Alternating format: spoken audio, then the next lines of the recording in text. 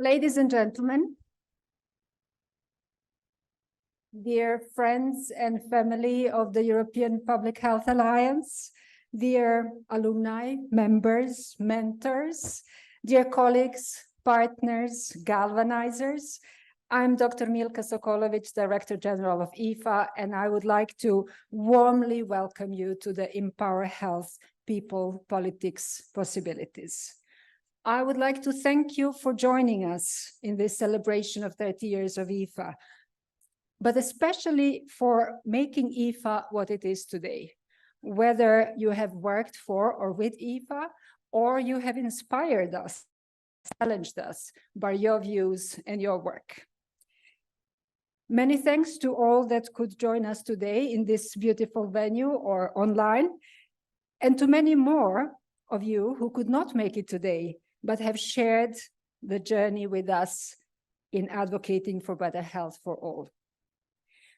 When reaching such a serious maturity, with so many victories and failures to contemplate on, it is customary to start the celebration by reflecting on the past.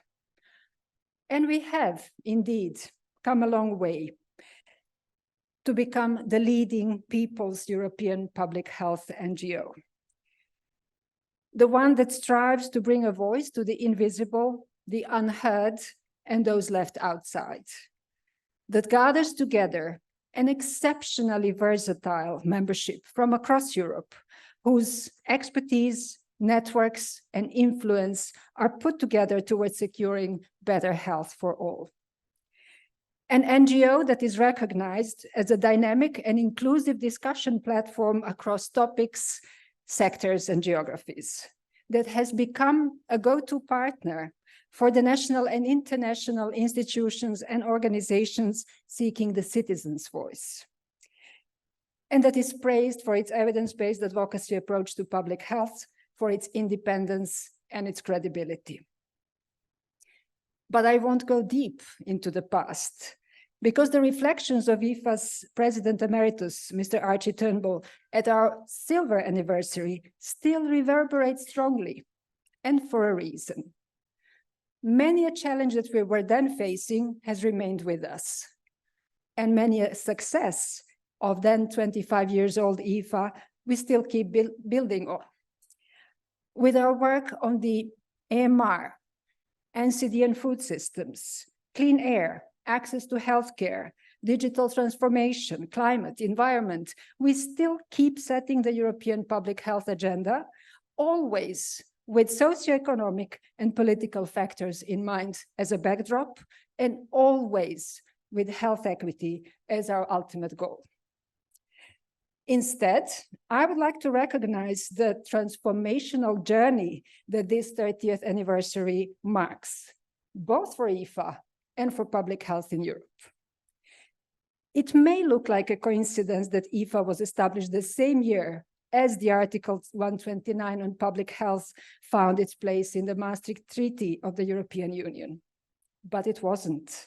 Article 29 was actually expected to effectively open a space for IFA's groundbreaking work on the determinants of health. And nothing after that has been left to chance. IFA and public health in Europe have been inseparable ever since. Like in every marriage, there were moments of glory and moments that we'd rather forget. And like in many a good marriage that has lived to celebrate its 30th anniversary, the time comes to reflect on and to recommit to the vows we've originally made. And today is that time for IFA. Today, IFA recommits to its vows to represent the unrepresented, the vulnerable, the marginalized, to keep the determinants of health high on the political agenda for the benefit of people and the planet, and to be the People's Public Health Alliance that the four visionary founding members dreamt of. We obviously cannot do it alone. Just as IFA's diverse membership is the bedrock of our organization, we count on the partnerships as the cornerstone of progress. And it is encouraging to see so many of you that we count on with us here today. One such partner carrying the torch of health for all is the World Health Organization. And it is my honor to present to you Dr. Hans Kluge, Regional Director of the WHO European Region and Central Asia, who eventually could not join us physically, but he has kindly sent his video message to start this day on a high. Let's take a look.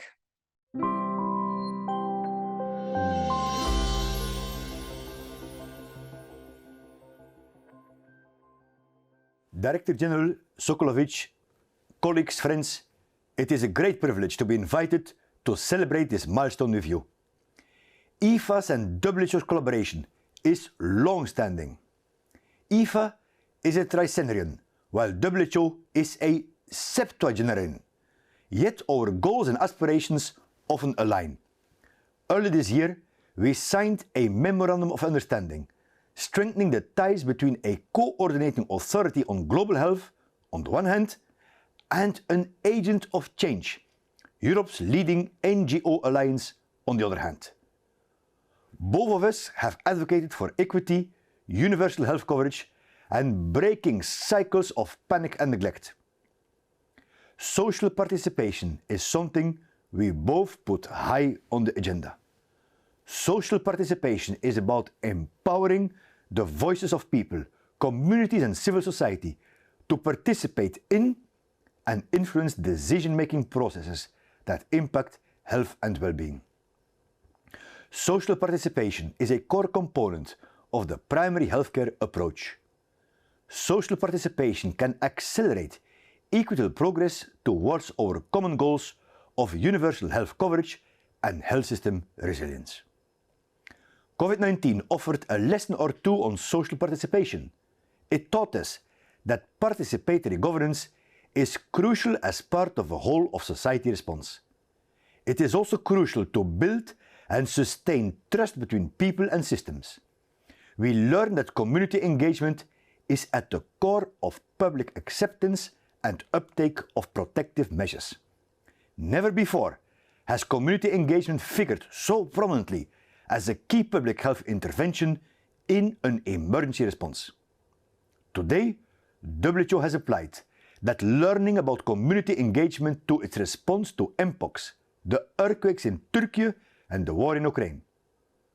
Community engagement in prevention preparation, response recovery is a best practice that is increasingly being acknowledged. Our member states have long endorsed the principle of social participation in international agreements. It is the focus of a Sustainable Development Goal Target 16.7 and a priority in the political declaration of the high-level meeting on universal health coverage.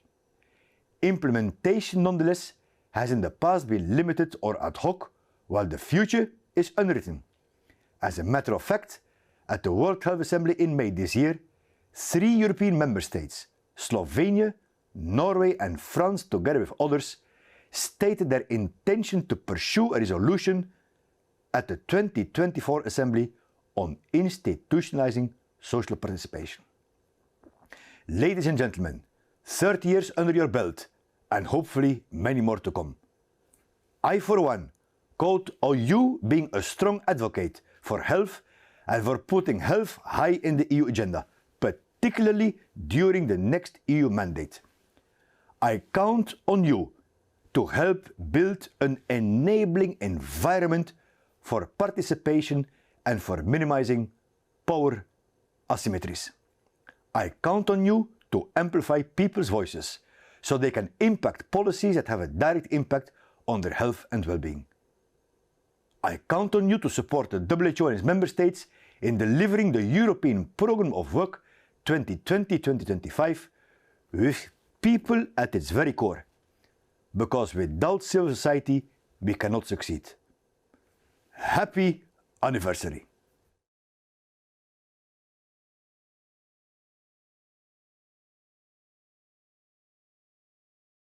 Thank you, Hans, for such a powerful, invigorating message. With birthdays and anniversaries, if we are lucky, come maturity, confidence, and responsibility, With them comes the ability to acknowledge successes and obstacles and to build on them. The mastery of being comfortable with the uncomfortable, of questioning and challenging ourselves. And this is exactly what this conference is all about casting a deep, probing look into the mirror. Are we happy with what we see? Who are we as health community? Are we courageous enough or determined enough? Are we happy with what we have achieved? Where is it that we are heading to? Is who we are today going to bring us the future we want to see for our children and their children? And I cannot imagine a better skilled and a more inquisitive person to take us through the roller coaster of such introspection than Tamsin Rose, ex-IFA Secretary General, facilitator and storyteller for positive change. Tamsin, please take us through the day.